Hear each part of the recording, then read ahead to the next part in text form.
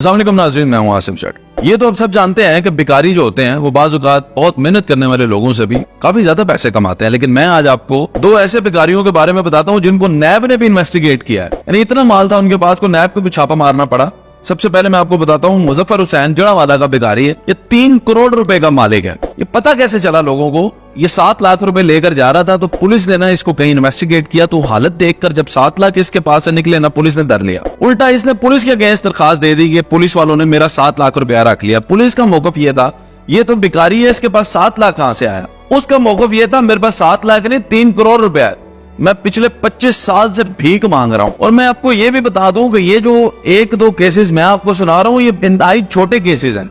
मैं आपको ये बताता चलूं कि पाकिस्तान के अंदर बड़े बड़े अमीर, कबीर और मालदार किस्म के लोग ऐसे हैं जो कि भीख मांग के जिन्होंने पैसा इकट्ठा किया। चले आगे बढ़ते हैं। शौकत भिखारी का मैं आपको बताऊं, ये वायरल है। इसकी शक्ल भी आपने देखी होगी और इसका अंदाज भी आपको पता होगा, लेकिन आपको ये नहीं पता कि ये पकड़ा कैसे गया, कि इसके पास इतना पैसा है। वो मैं आपको बताता हूँ। ये शौकत भिखारी है, शाह जमाल का ये रिहायशी है। इसके मुताबिक इसके बैंक में 48,20,345 रुपए हैं। अपना कुल बैलेंस बना लिया है 48 लाख। इसकी 2 कोठियां हैं, एक मुल्तान में और एक शाह जमाल में। 1 करोड़ रुपए की इसने इंश्योरेंस कराई है। 2030 में इसकी इंश्योरेंस जो है वो निकल आएगी। 1 करोड़ की मेरी बीमा है। 6 साल से ये अंग्रेजी बोल के भीख मांग रहा है। अब ये सारी बातें पता कब चली? जब इसने ये रिवील किया ना एक इंटरव्यू के अंदर, तो नैब ने इसको इन्वेस्टिगेट किया। तब इसने अपना तरीका वारदात जो है वो नैब ऑफिसर्स को बताया। इसने कहा कि मैं ऐसा करता हूँ कि बंदों से 1 रुपया मांगता हूँ।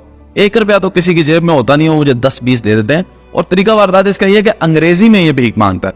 तो फिर उन्होंने पूछा कि अगर आप इतनी अच्छी अंग्रेजी भी बोल लेते हो, उसका मतलब पढ़े लिखे हो, तो जॉब क्यों नहीं की? तो इसने कहा जी मैं MNA और MPS के पास गया था जॉब के लिए, किसी ने मुझे जॉब नहीं दी, तो मैं फिर जनाब अब भीख मांगना शुरू कर दिया। मैं आपको बताता चलूं, एक फैमिली भी थी जो कुछ माह पहले एक्सपोज हुआ था। मैंने भी इस पे वीडियो की थी। एक डॉक्टर लड़की ने शादी की।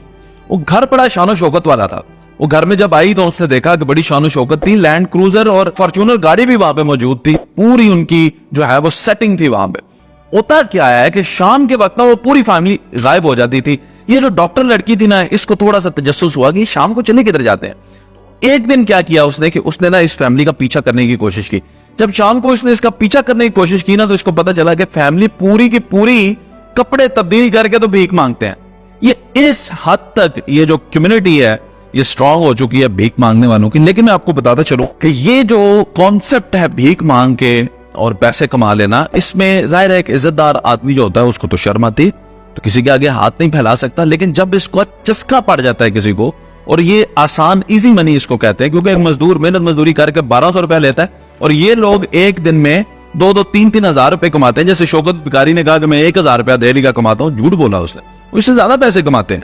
तो ये जो इजी मनी है, इसकी जब इंसान को आदत पड़ जाती है तो फिर वो मेहनत नहीं करता। अब होता क्या है कि ये ग्रोथ दर ग्रोथ, फिर नस्ल दर नस्ल ये भिखारी बनते जाते हैं। फिर इनके अंदर उनका रैंक हाई होता है जो किसी भी किस्म की डिसेबिलिटी के साथ आते हैं। बाज़ औक़ात हमने ऐसा भी देखा है कि किसी की टांग नहीं और वो भीख मांग रहा है, तो हमने जब कोशिश की ना उससे बात करने की, आए आपकी कोई आर्टिफिशियल लिम्ब आपको बाय कर देते हैं, आपकी टांग लगवा देते हैं, वो रेजिस्ट करते हैं। वो कहते हैं साड़ी रोजी रोटी बंद हो जाएगी।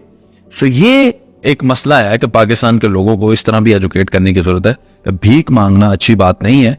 मेहनत करके कमा के खाना जो है उसमें बरकत है। लेकिन लोगों को, अच्छा बहुत सारे शहर ऐसे भी हैं जहां पे ऑफिशियली कानून की तरफ से ये मना है कि भीख नहीं मांग सकते। गिरफ्तार भी होते हैं ये भीख मांगने वाले, लेकिन फिर भी ये बाज नहीं आते। और मेरा ख्याल है कि जब तक पुलिस इस पे क्रैकडाउन नहीं करेगी, ये सिस्टम पाकिस्तान से बंद नहीं होगा।